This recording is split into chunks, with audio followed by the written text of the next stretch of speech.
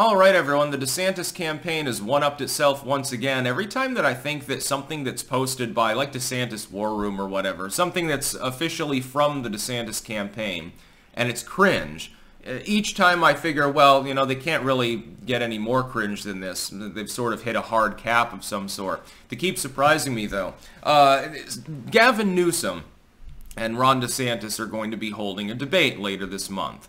And I'm sure it's going to be a star-studded event. Ironically, one thing I would agree with, it's going to be more tune-in worthy than the GOP debates. It's not clear, by the way, if participating in this unsanctioned debate actually runs afoul of RNC rules. There's a big dust-up right now. I can't remember his name. Vanderplatz, one of the major GOP donors, wants to hold sort of like a faith dinner, like a Thanksgiving thing, and the candidates would come, and effectively it would be them sitting around the table, I guess, eating turkey. Christie is definitely going to be tempted to show up, by the way, and talking about Jesus. So Vanderplatz is more on the evangelical side. It's not clear who, if anyone, would show up. I would say, I mean, Trump, because he's not participating in the RNC's debates, he could show up. That would be funny.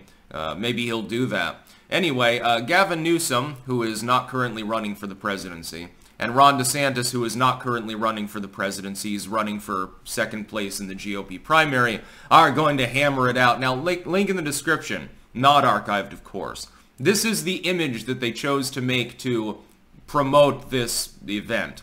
What does it look like to you? Does it look like, hey, we're going to have a political debate, or does it look like, hey, we're about to have a cage match with like the weird effects in the background, the ominous lighting, Gavin Newsom looking like he's really, really angry, and the rather chill DeSantis just staring him down, you know, Chad mode with his sunglasses on.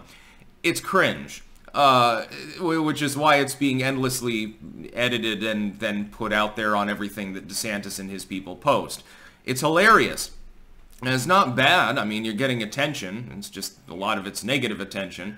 But here's my analysis of what's likely to happen. Number one, people will tune in, because at the very least, you know, you have a one-on-one, so that's better than 5 people basically shouting down the moderator, which is what the GOP's mainline debates have devolved into. Yeah, I mean, the last one was so cringeworthy and stupid and pointless, because Trump's going to win partially. I mean, even the conservative commentator crowd is like, oh, this is the best that the field has to offer? Well, Trump 24, I suppose. It's like there were a couple of AstroTurfed articles about how DeSantis won so handily, even while the focus groups that were actually consulted in scientific polling all said that Nikki Haley had prevailed. So there tends to be a little bit of a disconnect there. Not that it matters. No, I mean, DeSantis didn't do poorly. It's just he didn't have any shining moments. This has been the case in the other 2 debates, too. And I expect the same will effectively be true when he's debating Gavin Newsom. If anything, I think that I worry that Gavin Newsom will actually make better arguments, honestly. Now, ideologically speaking, who's in the right? On most issues, it's going to be Ron DeSantis, let's face it. Gavin Newsom is an extreme anti-gunner. He's an extreme high taxer. He's extremely fond of centrality within industry to create like artificial monopolies. He supports critical race theory and wokeness and all this other shit.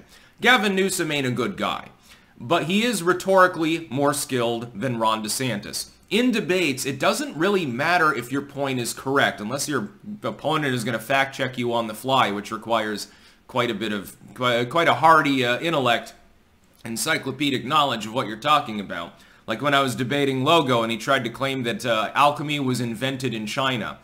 Well, that's interesting. If you mean alchemy in the sense of actual literal alchemy, it was invented in Europe. And if you're talking about proto-chemistry, that's also Europe. The oldest evidence of any real chemical workings we can find is the brewing process, and that comes from about 20,000 years ago with archaic Homo sapiens in southern Europe. Anyway, the average person doesn't know that. So it'd be a little bit difficult if you claim, I mean, how are you going to countermand it? No, alchemy was actually invented in Europe. And then you have to, like, get down to the nitty-gritty of the details. Well, if you're talking about chemistry, yeah, I mean, if black powder is a form of alchemy, then the Chinese invented it. But if chemistry in general is, and there's no reason to limit it just to black powder, it would be chemistry in general. It would be Europe, again. So the Europeans get the Sorcerer's Stone. You know, maybe that's why the Age of Empires happened. Anyway, talking about this, Gavin Newsom is simply more rhetorically skilled.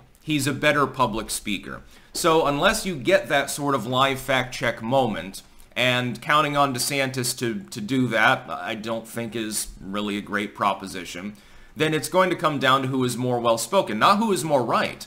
It doesn't matter because neither of them are going to spit out a bunch of details about things. And that's generally in debates, unless you really have to, that's a bad idea anyway. You bog down the audience.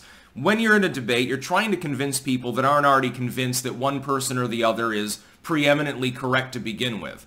That's the problem with debates. 90% of the people that show up, for instance, with a debate between myself and some other creator, they're already fans of myself or the other creator.